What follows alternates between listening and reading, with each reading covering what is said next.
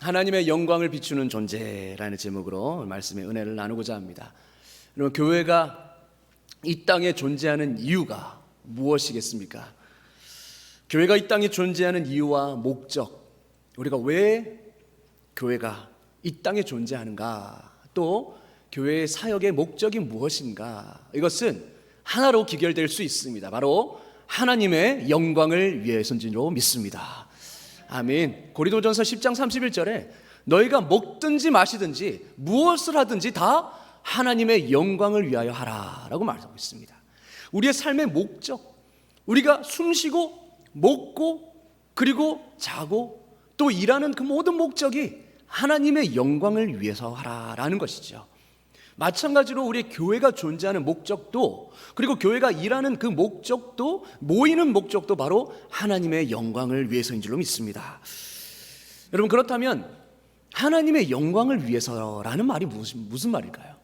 하나님의 영광을 위하다. 하나님의 영광? 영광이 무슨 말일까요? 우리는 보통 상을 받을 때에 수상 소감을 말할 때에 이렇게 말을 많이 하죠. 누구누구에게 이 영광을 돌립니다. 우리 스태프에게 이 영광을 돌립니다. 우리 어머님께, 우리 부모님께, 또 하나님께 이 영광을 돌립니다 라고 그렇게 많이 듣습니다. 영광이라는 이 말의 사전적 의미는 바로 빛나고 아름다운 영예, glory, 그리고 honor, 이런 영어로 그냥 명예, 영예, 빛나고 아름다운 영예를 뜻합니다. 근데 이제 히브리어, 즉 성경에 있는 이 영광을 가리키는 카바드라는 이 히브리어의 원래 의미는 바로 무게라는 뜻입니다. 무게감, 그렇죠? 한마디로 그 대상이 가지고 있는 무게감, 존재감을 말하는 것이죠. 그래서 여러분, 상이 가지고 있는 그 프라이스, 상이 가지고 있는 무게감이 있습니다. 예를 들면 우수상, 최우수상, 그리고 대상. 여러분, 대상이라는 이 상의 무게감은 어떻습니까? 모든 상보다도 큰 상입니다. 그러니까 어마어마한 거죠. 엄청난 무게감입니다. 그 상을 받은 사람, 이 대상을 받은 사람은 그 모든 분야에서 탁월하다라는 그런 무게감을 상징되는 것이죠. 그래서 그만큼의 존재감이 드러나게 되는 것입니다. 그렇다면 하나님의 영광, 이 하나님의 이름이 가지고 있는 무게감, 이 존재감, 바로 이 말인데요. 하나님이라는 속성과 하나님의 성품, 하나님의 인격, 이 인격이 가지는 무게감이 있다는 것이죠. 여러분, 한 주석에는 이 하나님의 영광에는 두 가지 개념이 포함되어 있다라고 설명을 해 놓았습니다. 첫 번째가 바로 유일성입니다. 유일성. 하나님의 영광, 이 영광에는 바로 유일성이 포함되어 있다는 거죠. 그게 무슨 말입니까? 바로 하나님만이 가지고 있는 그것을 말합니다. 하나님만이 가지고 있는, 오직 하나님만이 그러하다라는 그 의미죠. 그리고 두 번째가 바로 하나님의 거룩한 성품입니다. 하나님의 그 거룩한 성품, 누구도 따라갈 수 없죠. 누구도 범접할 수 없는 대체 불가입니다. 그러니까 하나님의 영광이라고 하면 하나님만이 가지고 있는 거룩한 성품을 뜻하는 것이죠. 그래서 그 어느 것도 대체 불가한 것, 그리고 범접할 수 없는, 오직 하나님만이 가지고 있는 그 영광스러움, 그 거룩한 성품을 우리가 하나님의 영광이다라고 생각하면 좋겠습니다. 자, 그렇다면 하나님의 영광이 나타난다라는 이 의미, 하나님의 영광이 드러난다라는 이 의미는 바로 하나님은 오직 한 분뿐인 진실로 거룩하신 분이라는 존재감이 우리 삶 가운데, 현실 가운데 실제로 드러나는 것을 의미하는 것이죠. 여러분, 교회는 바로 이러한 하나님의 영광을 드러내는 그런 존재인 줄로 믿습니다. 교회가 존재하는 이유는 바로 하나님만이 유일한 분이시며 하나님만이 이런 거룩한 성품, 이것을 가지고 있는 분이시다라는 것을 드러내는 그런 목적이 있다라는 것이죠. 교회는 여러분, 예배를 통해서 우리가 먼저, 우리 성도들이 하나님의 존재감과 무게감을 경험하고 그에 합당한 존귀와 영광을 올려드리는 것이 바로 교회입니다. 그리고 교회는 사역을 통해서, 우리의 교회의 그런 구제 사역이라든지, 그리고 부서 사역을 통해서, 다음 세대 사역을 통해서 또한 이웃을 향한 그런 사역을 통해서 하나님의 영광을, 오직 하나님만이 가지고 있는 그 무게감과 존재감을 세상 가운데 드러내고 나타내는 것이 바로 교회 사역의 목적이라는 것이죠. 그래서 교회가 존재하는 이유와 교회가 사역하는 목적과 모든 그런 이유가 바로 하나님의 영광을 위해서라는 것입니다. 여러분, 교회가 이 목적을 잃어버리면, 이 존재 이유를 잃어버리면 세상 모임밖에 되지 않는 것입니다. 교회가 교회될 수 있는 유일한 차별성이 바로 하나님의 영광을 위해 존재한다라는 것이죠. 자, 특별히 우리가 오늘 읽은 말씀은 교회가 어떻게 하나님의 영광을 드러낼 수 있는가, 교회가 어떻게 하나님의 영광을 드러내야 하는지를 말씀해 주고 있습니다. 오늘 우리가 읽은 본문 1절 말씀에서 하나님의 명령이 무엇입니까? 다 같이 읽겠습니다. 시작. 일어나라, 빛을 발하라. 아멘. 일어나라, 빛을 발하라. 우리는 일어나서 이 어두운 세상 가운데 빛을 비춰야 하는 존재인다 라고 말하고 있습니다. 예수님도 제자들에게 동일하게 말씀하시죠. 너희는 세상의 빛이라. 너희는 세상의 빛이라. 이 어두운 세상을 밝혀야 하는 빛이다 라고 예수님도 말씀하십니다. 자, 그런데 여러분, 일어나라, 빛을 발하라, 너무나 좋은 말인데 우리에게 일어날 힘도 없고 그리고 빛을 발할 능력이 없다면 어떻게 이 명령을 감당할 수 있겠습니까? 하나님이 우리에게 일어나라, 빛을 발하라 라고 명령하시는데 힘이 없어요. 우리에게 빛을 비출 능력도 없어요. 빛이 없어요. 그러면 우리는 이 명령 앞에서 좌절할 뿐입니다. 부담될 뿐이죠. 능력은 있는데 이 자신의 숨은 잠재력을 잘 모르고 있거나 자신감 없는 사람에게 그래, 넌 잘할 수 있어, 잘할 수 있을 거야 라는 이 말은 격려의 말이 될 수 있습니다. 그래서 자신감을 고취시키고 우리 안에 있는 잠재력을 개발할 수 있는 귀한 격려의 말이 될 수 있죠. 그래서 우리는 멘토와 코치가 필요한 것입니다. 멘토와 코치가 누구입니까? 우리 안에 있는 그 잠재력을 개발시켜 주는 것이죠.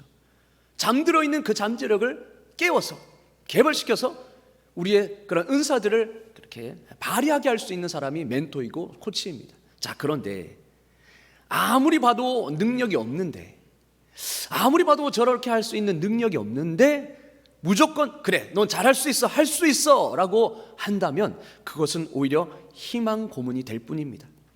오히려 그 사람을 더 좌절하게 하는 방법이지요. 이스라엘이 딱 그런 상황이었습니다. 이스라엘은 여러분, 일어나라, 빛을 발하라 하는 이 명령 앞에 아무것도 할 수 없는 나약한 존재였습니다. 스스로 빛을 발할 수 없는 이스라엘이었던 것이죠. 58장 59장에서 우리가 읽지는 않았지만 그 앞장에서 하나님은 그 이스라엘의 죄악을 책망하시며 경고하십니다. 그 내용이 바로 너희는 신앙의 모습은 있는데 그렇게 제사도 드리고 하나님을 믿는다고 예배도, 성전에 와서 예배도 드리는데 너희 삶을 보니까 형식적이고 껍데기뿐인 신앙이라는 겁니다.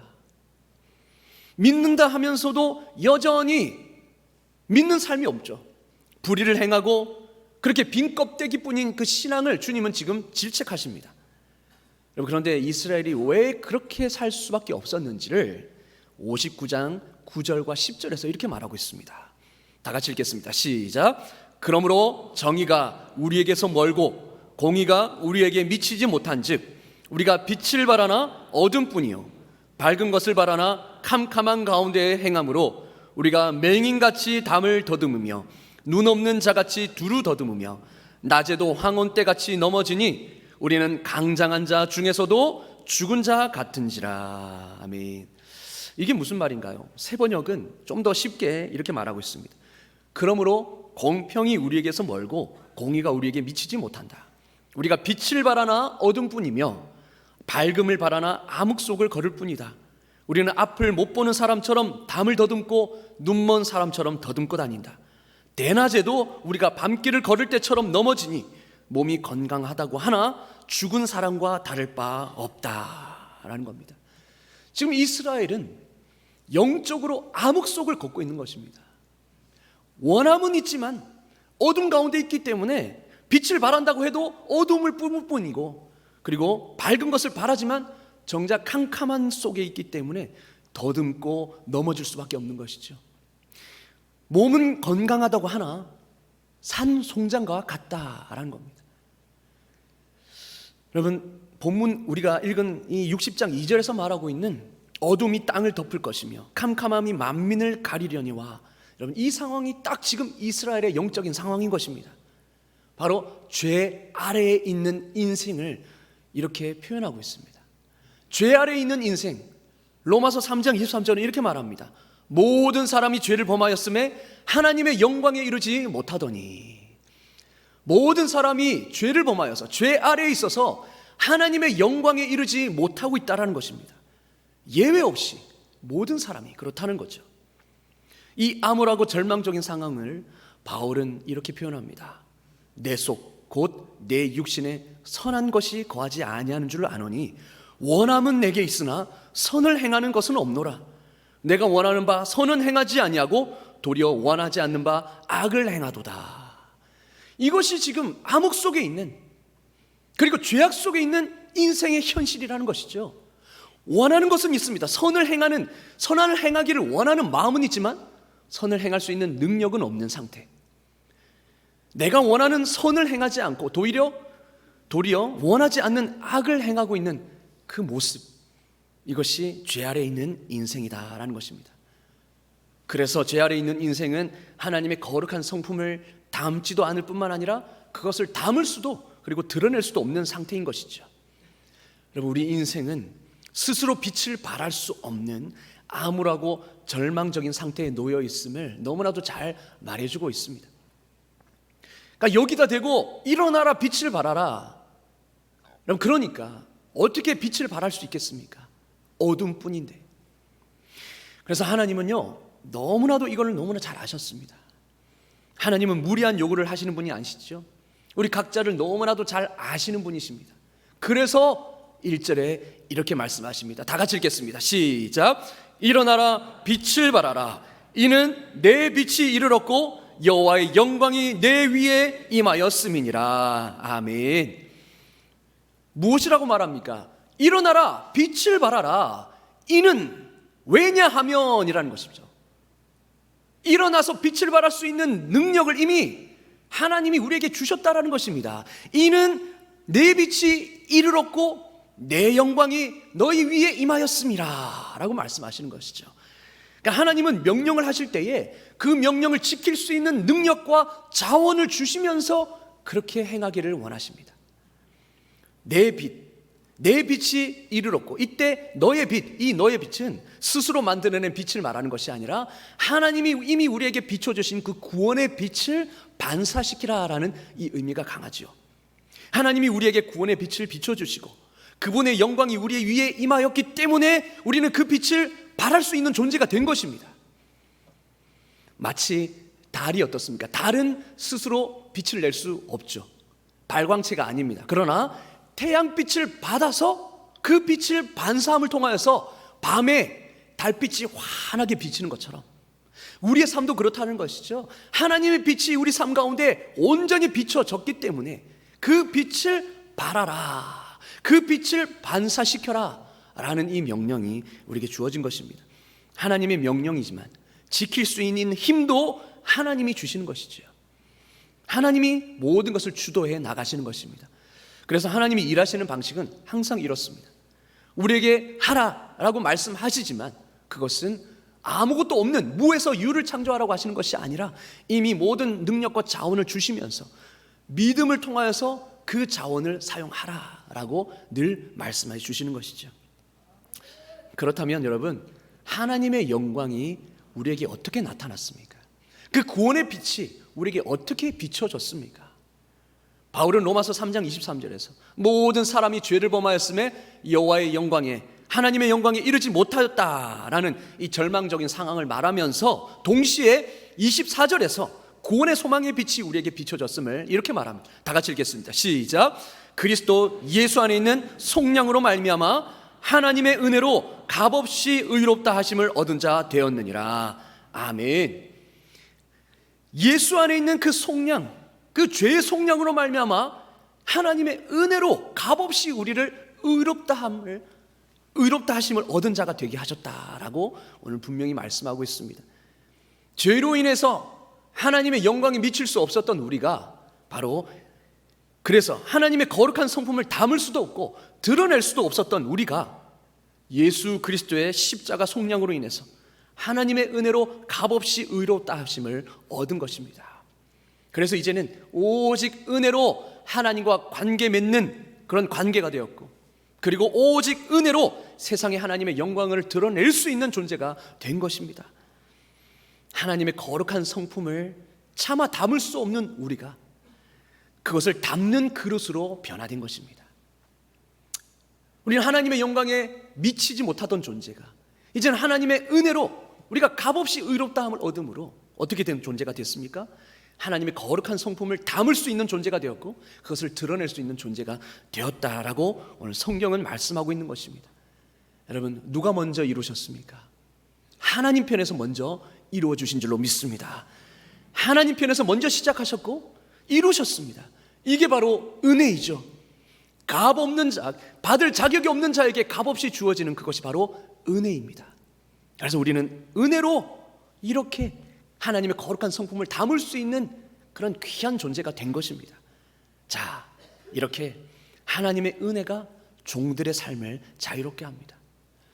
선을 행하고 싶은 마음은 있지만 막상 그것을 행할 수 있는 힘, 능력은 없었던 이 우리, 원하는 선은 행하지 아니하고 도리어 원하지 않던 그 악을 행하던 우리, 이 절망적인 우리를 하나님 어떻게 변화시켰었습니까?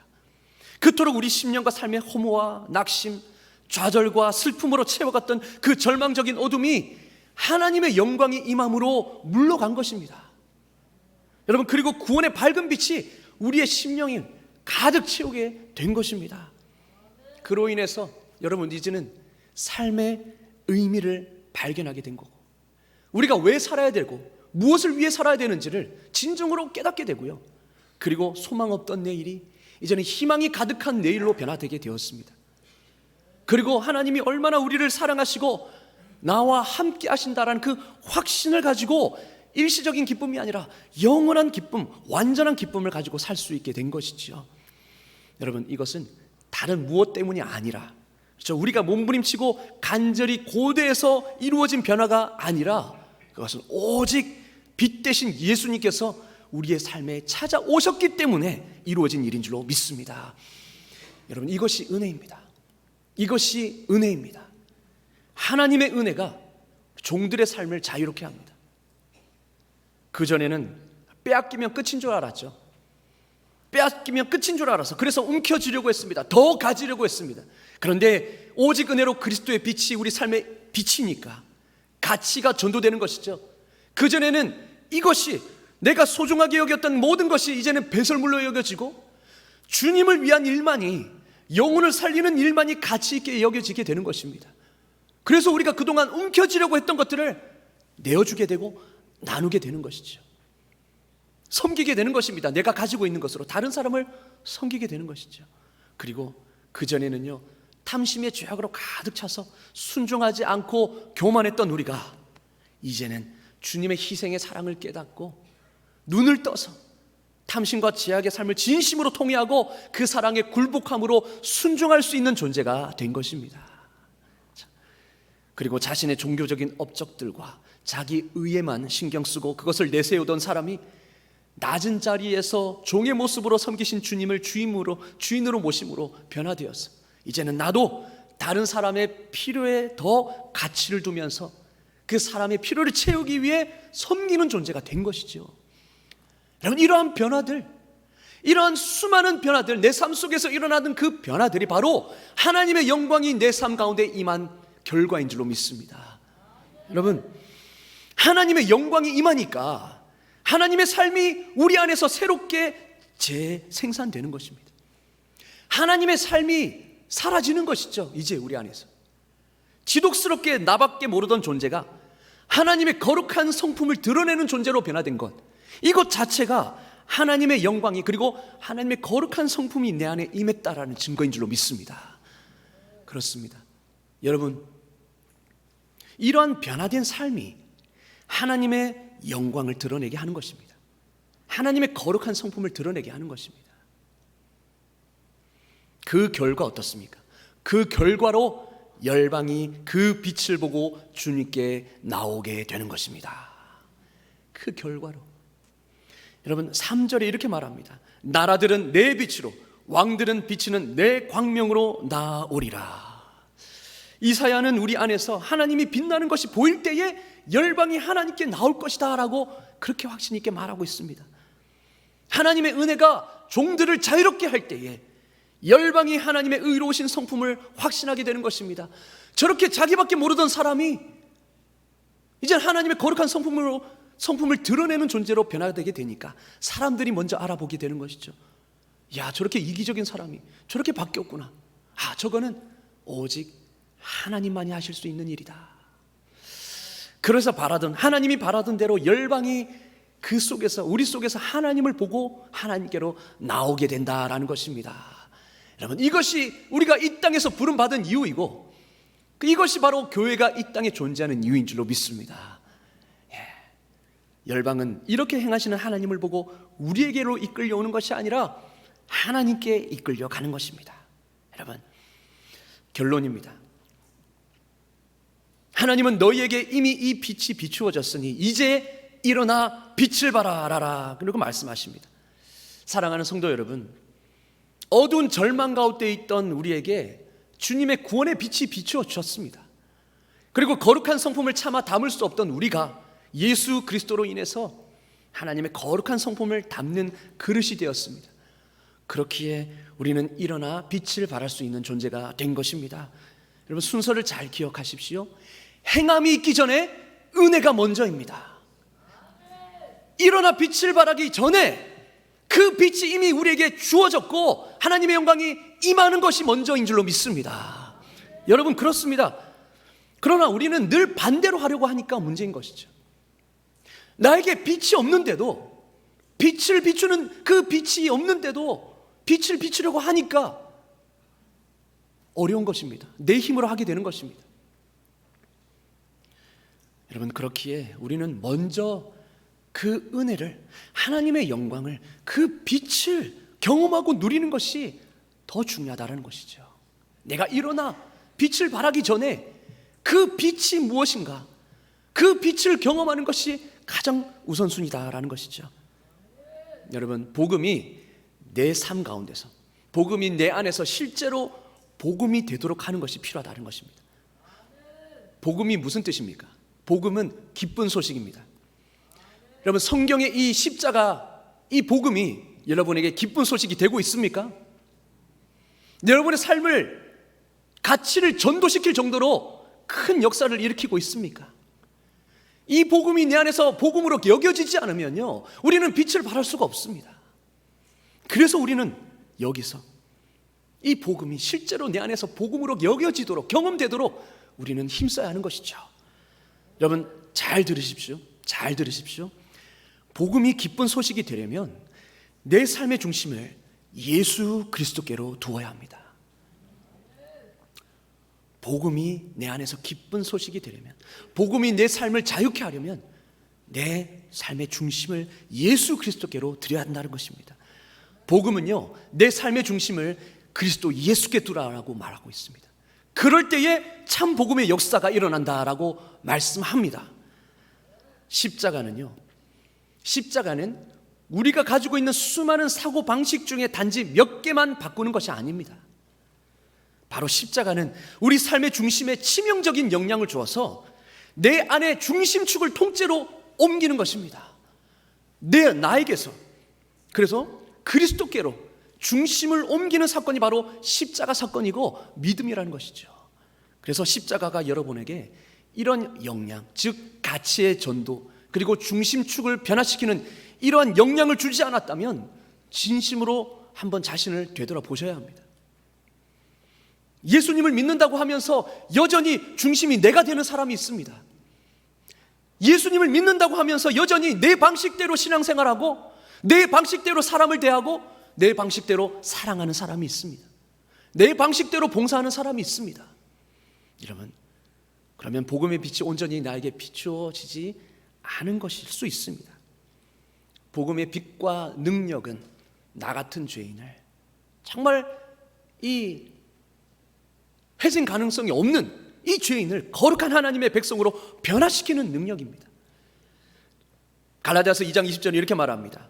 내가 그리스도와 함께 십자가에 못 박혔나니 그런즉 이제는 내가 산 것이 아니요 오직 내 안에 그리스도께서 사시는 것이라. 아멘. 우리가 십자가를 진정으로 경험한다면 이러한 역사가 일어나는 것이죠. 이제는 내 삶이 내가 사는 것이 아니라 예수 그리스도께서 사시는 것이 되는 것. 예수님은 여러분 단순히 여러분의 삶을 더 좋게 만드시는 분이 아닙니다. 그러려고 오신 것이 아닙니다. 예수님은 여러분의 삶 자체가 되기를 원하십니다. 아멘. 그분이 나의 삶이신 것입니다. 그분은 나의 액세서리가 아니죠. 나를 좀 더 돋보이기 위해서 그렇게 필요한 존재가 아닙니다. 그분은 나의 모든 것 되시는 분이십니다. 여러분, 주님이 나의 모든 것이 되실 때에 우리는 진정한 복음의 빛을 경험하게 되는 것이고 내 삶이 하나님께 영광이 되는 것이죠. 만약 그분의 존재감과 무게감이 내 모든 것보다 못하다면 어떻게 내 삶이 하나님께 영광이 될 수 있겠습니까?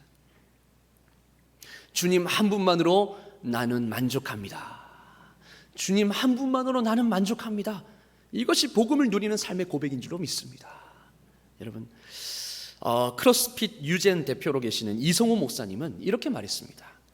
예수를 진짜 믿는다는 것은 나의 죽음을 만나는 사건이다. 이렇게 말했습니다. 그러니까 예수님을 믿는, 진짜 믿는다는 것은 나의 죽음을 경험하는 것이다 라는 겁니다.